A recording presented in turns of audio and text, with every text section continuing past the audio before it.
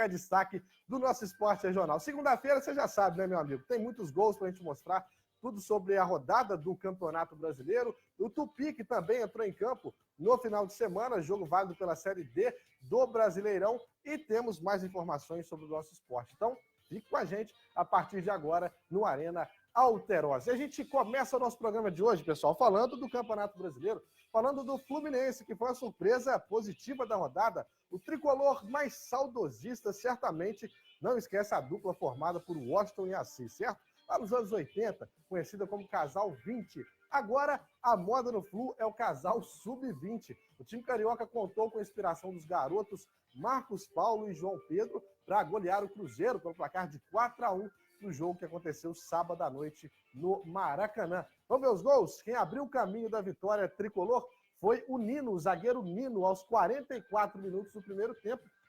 O jogo que até então estava até legal de assistir, né? Só que sem gol. E aos 44, finalzinho da primeira etapa, o Nino foi lá, ó, meteu a cabeça na bola, fazendo 1-0 para o Fluminense. E aí, logo no primeiro minuto da segunda etapa, a gente está vendo aí o Nino comemorando, o Fluminense ampliou, ó, com o Luciano, 2 minutos depois. O Luciano foi lá, comecinho do segundo tempo, bate-rebate na grande área, bola só para o Luciano, esperto, foi lá, conseguiu fazer o segundo do Fluminense, logo no primeiro minuto da segunda etapa. E depois o Cruzeiro, gente, 2 minutos depois, esboçou uma reação com o Robinho. A jogada pela esquerda, o cruzamento, a bola sobra para o Robinho, ali dentro da grande área, encheu o pé. 2 Fluminense, 1 Cruzeiro, não perde a conta, porque a partir de agora entram em cena os meninos de Xerém. Ó, aos 35 minutos, Marcos Paulo encontrou o João Paulo livre na área para fazer o primeiro dele e o terceiro do Fluminense, 3-1. Tá aí o João Paulo comemorando. E depois, aos 49 minutos, em nova jogada de Marcos Paulo, o João Pedro pegou a sobra e fechou a conta. Placar final, Fluminense 4, Cruzeiro 1. Uma goleada que surpreendeu a equipe do Cruzeiro, principalmente pelo fato do Cruzeiro ser uma equipe bastante forte defensivamente, né? E quem falou sobre isso após a partida foi o técnico Fernando Diniz. Vamos ouvir. Estou feliz porque o time conseguiu produzir as chances criadas em gols, mas eu fiquei muito contente com a equipe também na quarta-feira, pelo domínio que teve. Na realidade, hoje o Cruzeiro, ele até equilibrou mais um pouco o jogo do que foi na quarta, mas o futebol é assim, né? Às vezes as bolas entram, às vezes as bolas não entram.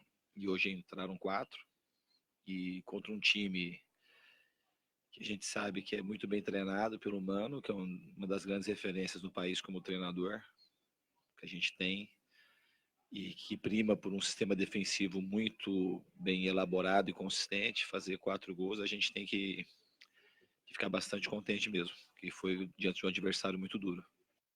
Legal. Lembrando que o Fluminense foi o único carioca a vencer nessa rodada, né? No domingo, o Tricolor vai enfrentar o Bahia, jogo que acontece lá na Fonte Nova. Já o Cruzeiro também tem a semana livre aí pela frente para poder treinar, e o próximo compromisso do time mineiro é contra a Chapecoense no domingo, às 7 da noite, no Independência. E aí, gente, olha só, segundo a CBF, o Mineirão, palco tradicional aí dos Jogos do Cruzeiro, vai estar cedido ao comitê organizador local da Copa América. Apesar dessa mudança, o Cruzeiro ainda vai poder mandar no estádio o duelo de volta das oitavas de final da Copa do Brasil no dia 5 de junho contra o Fluminense. Lembrando que o Mineirão vai receber 5 jogos da Copa América, entre eles uma das partidas aí das semifinais. O torneio de seleções vai ser realizado entre os dias 14 de junho e 7 de julho. Ainda no Campeonato Brasileiro, vamos agora falar de outro carioca, mas que se deu mal. O Botafogo, mesmo com 65% de posse de bola, não foi suficiente para vencer o Goiás, jogo que aconteceu lá no Serra Dourada, e o Fogão acabou sendo derrotado pelo placar de 1-0. Vamos ver o gol. O único gol da partida foi marcado pelo Kaique, ó, cruzamento da direita, e de cabeça o Kaique marcou o gol. Ele que entrou aos 30 minutos do segundo tempo e precisou só de 11 minutos em campo para balançar a rede. O detalhe da partida, gente, é que mesmo com a desvantagem na posse de bola, o Goiás foi o time que mais finalizou no jogo. Foram 20 tentativas contra apenas 7 do Botafogo. O próximo compromisso do Goiás é na segunda-feira contra o CSA fora de casa. Já o Fogão vai entrar em campo na quarta-feira contra o Sol de América no Paraguai, jogo válido pela Copa Sul-Americana. pelo Brasileirão, o time alvinegro vai encarar o Palmeiras sábado no Engenhão. O Botafogo teve essa chance no finalzinho do jogo, só que o goleiro, o Tadeu do Goiás, estava esperto, conseguiu fazer a defesa. Olha só, vamos falar agora do Vasco da Gama. Ontem foi noite de estreia do Vanderlei Luxemburgo à frente do time vascaíno. E a vitória estava vindo até os últimos momentos do jogo, só que o Avaí conseguiu frustrar a comemoração dos Cruz Maltinos com 36 minutos do segundo tempo. Vamos ver o gol? Olha só, aos 36 do segundo tempo saiu o primeiro gol do Vasco, o gol do Ricardo. O cruzamento do Rossi, Ricardo esperto, subiu mais alto que todo mundo e conseguiu marcar o gol aos 36 da segunda etapa. Nesse momento, o torcedor do Vasco estava nervoso, né, vaiando a equipe em alguns momentos, e aí tudo certo, festa lá no São Januário. Só que depois, já no finalzinho do jogo, aos 49 minutos do segundo tempo, também de cabeça, o Avaí chegou ao empate com o artilheiro Daniel Amorim. E aí, depois do jogo, o técnico Luxemburgo falou, né, dessa estreia e deu aquele puxão de orelha, né? Falou que o time precisa aprender a segurar o resultado até o árbitro acabar o jogo. Empatou no finalzinho, esse que é o problema. No finalzinho não tem mais jogo, acaba o jogo, né? Fura a bola, furar a bola.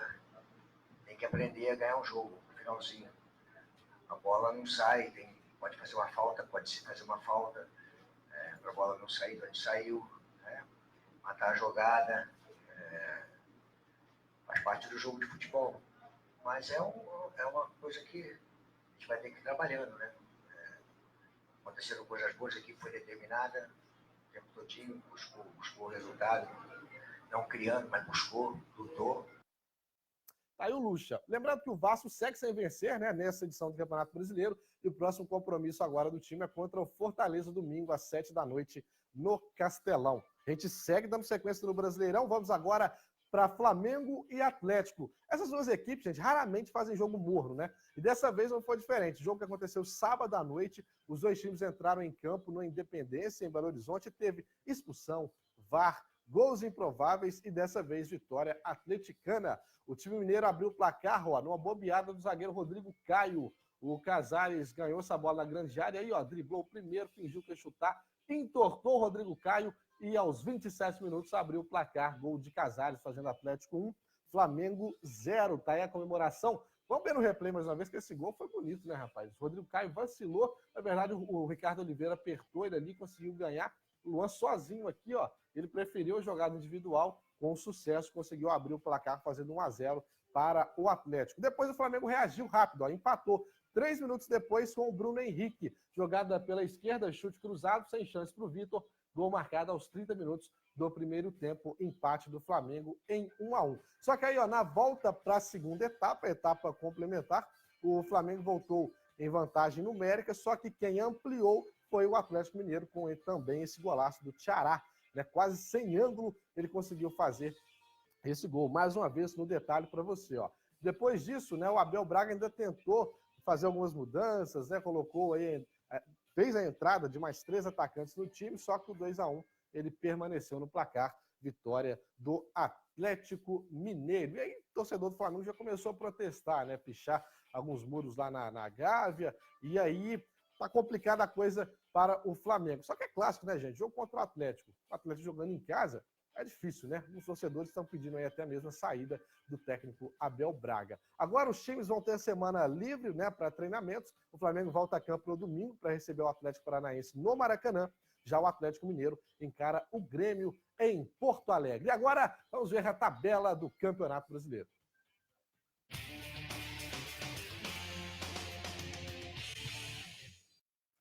Bom, o primeiro é o Palmeiras com 13 pontos, depois vem Atlético com 12, São Paulo com 11, o Santos é o quarto com 10, o Inter em quinto lugar com 9, Goiás também tem 9, o Botafogo em sétimo lugar com 9. Depois vem, ó, Corinthians, Flamengo e Atlético Paranaense tá no meio da tabela em 10º lugar. Bahia tem 7 pontos, depois vem Ceará, Fluminense, Fortaleza, Cruzeiro, todo mundo com 6. A Chape é a primeira fora da zona do rebaixamento com 4 pontos, e aí os 4 na zona do rebaixamento. O Avaí tem 3 pontos, a SA também tem 3, o Grêmio em 19º com 2 e o Vasco da Gama em último lugar, está na lanterna com 2 pontinhos, e o Grêmio também não consegue emplacar no Campeonato Brasileiro.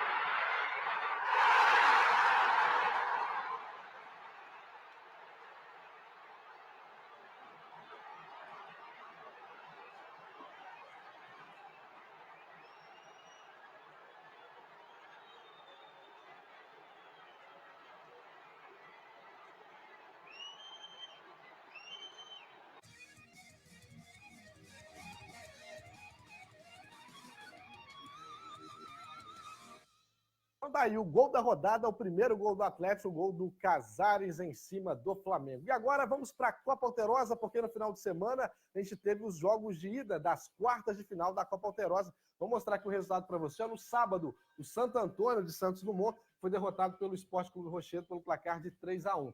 No domingo, nós tivemos Twister e 15 de novembro de Rio Novo, empate em 3-3.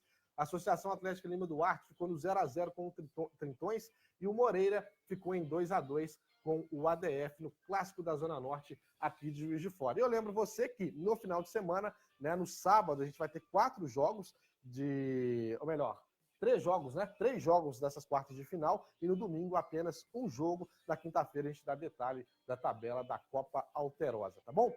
Hoje à tarde começa a 12ª Semana Paralímpica de Juiz de Fora. O evento, que é organizado pela Secretaria de Esporte, vai ter bocha no primeiro dia de disputas. Na segunda-feira nós teremos a bocha paralímpica aqui no ginásio também a partir das 2 horas. Na terça, o goalball aqui também no ginásio. Na quarta-feira, natação lá no Esporte Clube. Na quinta, o polibate aqui no ginásio. Na sexta-feira teremos o atletismo na pista da UFJF e no sábado, encerrando, é o futebol paralímpico aqui, né? E após as partidas será feita também uma cerimônia de encerramento. Ivana, qual que é a importância de fazer eventos como estes? A principal é a socialização, né? Mostrar para as pessoas a potencialidade esportiva que as pessoas com deficiência têm, e a integração, a inclusão, né, dessas pessoas, né, nos eventos esportivos. Então tá aí, começa hoje. Quem quiser acompanhar, já está feito o convite. Pessoal, vamos agora voltar para a nossa região aqui em relação ao Campeonato Brasileiro. Pela Série C, Tombense ficou no empate em 1-1 com o Luverdense, tá bom? Pelo Campeonato Mineiro Sub-20, o Tupi jogou com a Patrocinense e ficou no empate também em 0-0. E agora vamos para a Série D do Brasileirão. O Tupi entrou em campo mais uma vez e não foi nesse final de semana que saiu a primeira vitória. E o Tupi segue 10 meses sem saber o que é vencer. Esse pode ser o último jogo do Tupi diante da torcida em Juiz de Fora, com chances reais de classificação. A outra partida em casa é apenas na última rodada, contra Hercílio Luz, e o Carijó pode chegar já eliminado. Sabendo desse perigo, o Tupi chegou raçudo na primeira etapa. Antes do primeiro minuto, um gol anulado do Carijó. Cleitinho recebe na direita, faz boa jogada e cruza para Juninho balançar a rede. Mas o impedimento foi marcado. E o jogo começa a esquentar o clima no Mário Helênio. Aos 6 minutos, falta. Bola na mão do jogador do Novo Horizontino. Uma boa chance para o Tupi. Juninho bate rasteiro e Oliveira defende parcialmente. Nando Carandina corta para escanteio e evita a entrada de Ademilson. Tupi chega de novo.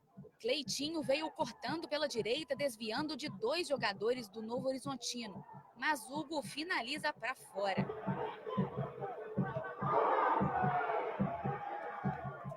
Quem não faz, leva. Aos 27 minutos da primeira etapa, Cléo Silva abre o placar depois de uma jogada pela esquerda.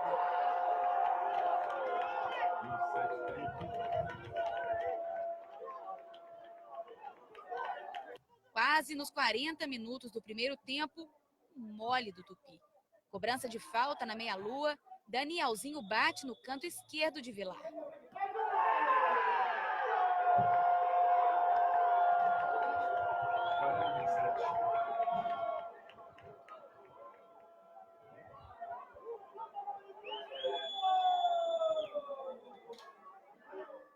Já nos acréscimos, quase o terceiro do Tigre.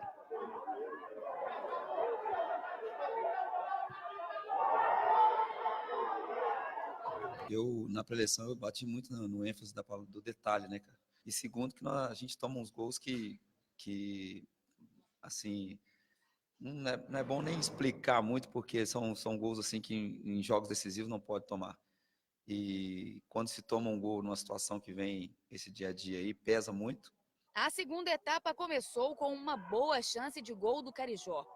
Aos 4 minutos, Sabão chega pela direita e bate cruzado. Depois, o Novo Horizontino reage. Quase dá tigre. Aos 25 minutos do segundo tempo, o Vilar brilha com 2 defesas. Danielzinho tenta a primeira e, na sequência, ele agarra o chute de Cléo Silva. A gente criou muito pouco. A única bola que a gente fez pela linha de fundo, a gente conseguiu fazer o gol, mas infelizmente estava impedido, né? Então acho que a gente voltou a criar mais, achar esses espaços pela linha de fundo para a bola poder chegar ali na frente.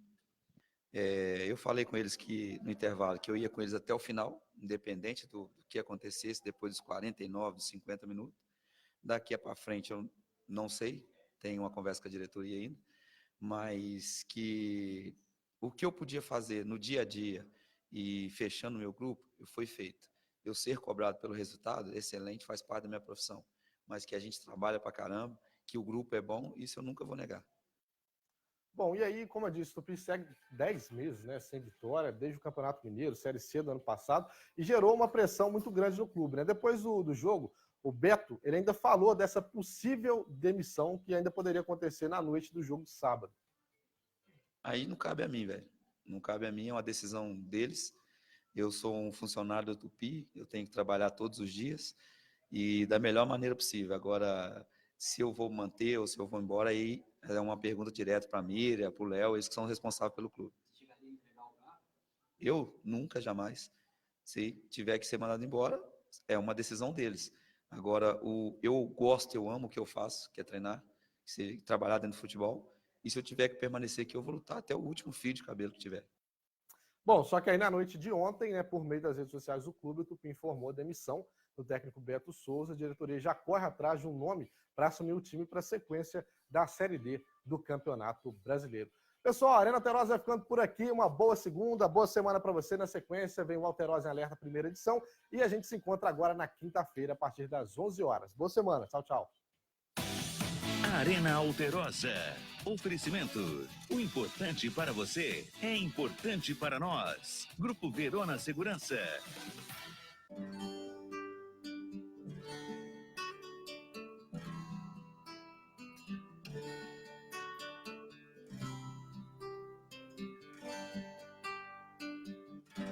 Vou caminhando nesse arco-íris e percebendo e vendo que Minas é meu lugar.